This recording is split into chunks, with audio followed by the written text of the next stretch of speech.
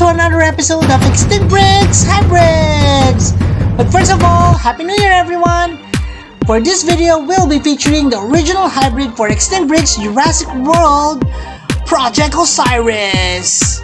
This is the part 1 of this video, but first, scam alert! Please note that my costumes are not for sale yet. So, if there are scammers out there, please do not give in. These are not legit sellers, okay? If you see this, please report to corresponding selling platforms. And here are the winners of the Guesses PC contest. The lucky picks are Liam, Igna, Sackville, Madara, Custom Animator, Mammoth, Jetzilla, Mechanic Tiger, Aiden, Rainmark. Congratulations everyone, and now for our top 10 winners! Top 10. Mr. Dino, Top Jurassic 9. Guy, Top 8. CNES Dragon, Top 7. Sonis, Top 6. Rexy Act Bricks, Top 5. Xander Kronji, Top 4. Rico YT, Top Mr. T-Rex, Top Cretaceous 2. Bricks, and Top Maximum 4. Power. Congratulations everyone! And I'll see you on the next Guesses PC contest! For those of you who'd like to join, here's how. Just click on the Extinct Bricks icon and it will lead you to the Extinct Bricks homepage. And the homepage, just click on the community link and you'll see there all my posts. And now we move on with the making of the Project OSIRIS. Alright, so we've started with, sketching several designs for OSIRIS. You have here my first design, my first version on OSIRIS. You can see that it's quite, emaciated here on this point. And also it has the hippopotamus traits to it, such as that of the elongated teeth here. It has a thumb finger, secondary to the proboscis monkey, or probably a holler monkey that we see here. And also it has hooves here that are probably from the DNA of the mountain goat. Most of the DNA here are coming from Megalosaurus, also Pachycephalosaurus, and also the Troodon. As you can see here, initially it has this elongated tail, but it seems like it's looking a bit more like our E750 here at the moment. So I've taken out the tail here and came up with this particular design. It's much scarier in my opinion. It has elongated arms to it. It has the same leg configuration, although not longer.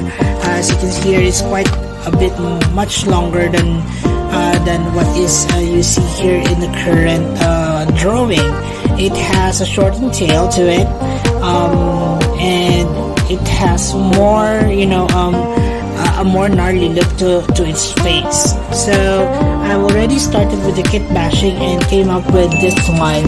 So the idea for this particular custom would be to create a really scary hybrid for Extinct Bricks. This is my first original hybrid creation, and you can see here the designs are carried over from this particular design that I have. So the arms will have a certain articulation points to it, such as that of the wrist, which also has the same rotational movement. The arms or the elbows will have the same hooks, the same movement as that of the elbows that most humans have, which is this same motion, so it's angular. So it also has articulation on the shoulder joints as well. The midsection of the body has the ratchet articulation, as well as that of the neck area here. The knee will also have articulation, as you can see here, so it can move and it will have several articulated sections to it, so it will look at it can run, it can actually slouch, and things like that, which are really scary poses to it. The tail is pretty much rotational at this point. I don't plan on making it any other. So yeah, I'm excited to sculpt this one. So let's start with the sculpting. Okay, so now it's time for us to sculpt on this one, and we actually pre-mixed here equal parts of the Pioneer non-sag epoxy A and B. So we just mix that together, and then we have this one. So please do not touch it when you are mixing it, but if it's already here, then you can it's actually safe to apply it on your figure. So what I usually do when applying on my figure will be taking out individual pieces to it and then sculpting over it. So it's easier for me to determine if whether or a certain part will have, you know, certain troubles in terms of articulation. So yeah, so that's what I do. So let's start. So for the head, I actually have here, you know, we have to straighten up here just a little bit. Okay, so whenever you sculpt, don't use a lot of clay. Use small portions of it when doing your sculpt, so that it won't bulk up or make your particular custom really heavy. So here I'm already using sculpting tool so that everything is all straight and everything is quite, you know, measured at this point. So it has this eyebrows to it that are quite pronounced, right? And I'm carefully trying to make it not so much like that of a dinosaur. It's more of a mammalian thing. So here we have already done the sculpting of our OSIRIS here. I have added several more details to the head. And here it's more of a hippopotamus head now. It has two tusks on both, you know, jaws, upper and lower jaw, as well as some other details that are already incorporated into the design. So all we have to do now is do some wet sanding, and then we're going to primer this one.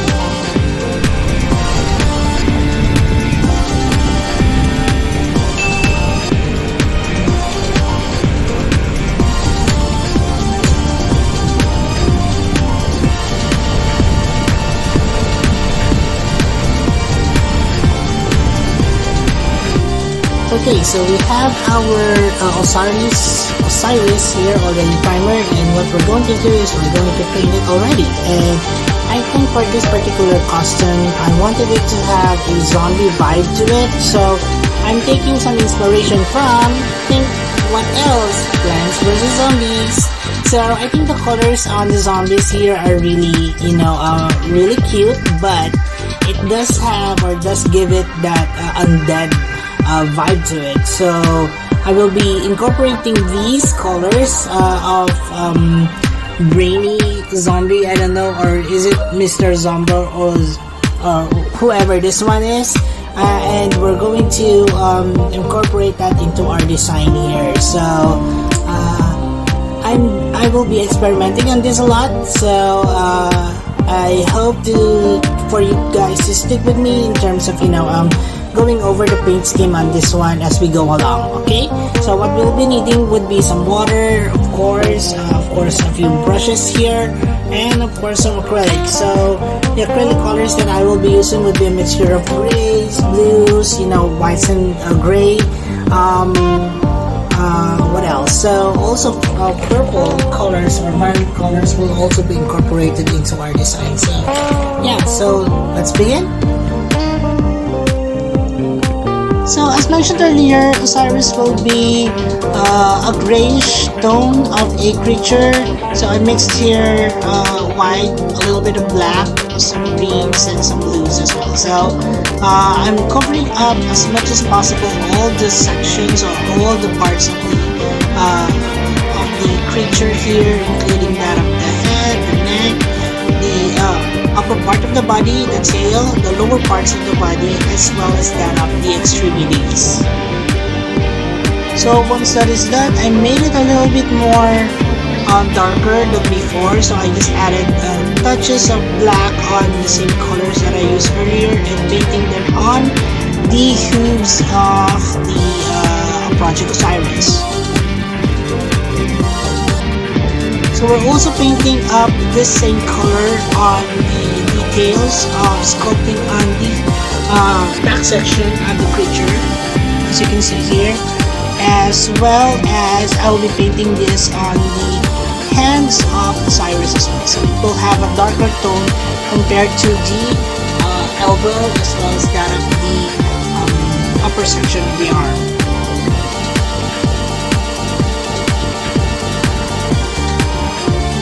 So you see here I've mixed in purplish tone with the grays, and I'm adding in several details such as, you know, vein structures. As you can see here that the ribs are actually prominent, and those are mainly painted on.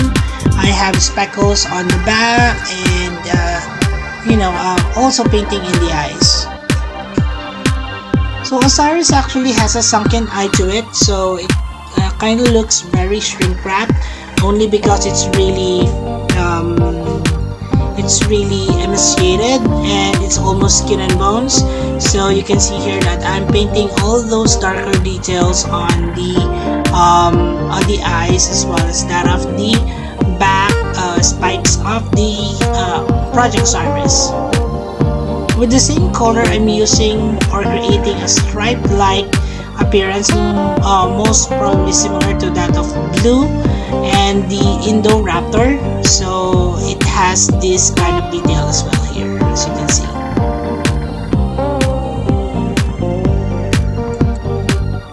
I try to make all details very symmetrical, so when I'm done with one side of the body, then I move on to the next, as you can see here. Okay, so we just need to add in several more details such as scaling on the hands as well as that of the legs. So for this one, I'm using a fine tip brush, and I'm painting on the scales on the hands of Osiris. These are probably the same way I would paint the legs of a theropod. So just follow on where the actual digits are and then paint on the details. So for the lower parts of the body, I mixed in grays and a little bit of yellow, and then painting them on the most or the bottom part of the creature, such as that of the lower parts of the neck, the lower jaw, the belly part of Osiris. Make sure to reach on the small cracks or the articulation points so that everything is really colored and so that it will look really good. For the hooves of Osiris, this is this plain black. I mixed also a little bit of metallic black to it so that it will look shiny. The insides of the mouth of Osiris is actually a mixture of fleshy tones and as well as pinks. So once that is mixed, you can actually paint it on the creature. And that's it for the tutorial video. I hope you guys learned something from this and enjoyed the video as well.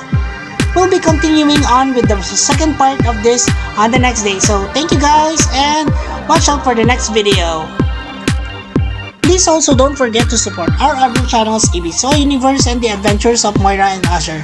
Please watch their videos and support their channel as well by subscribing. And as we always would say, let your inner dino break.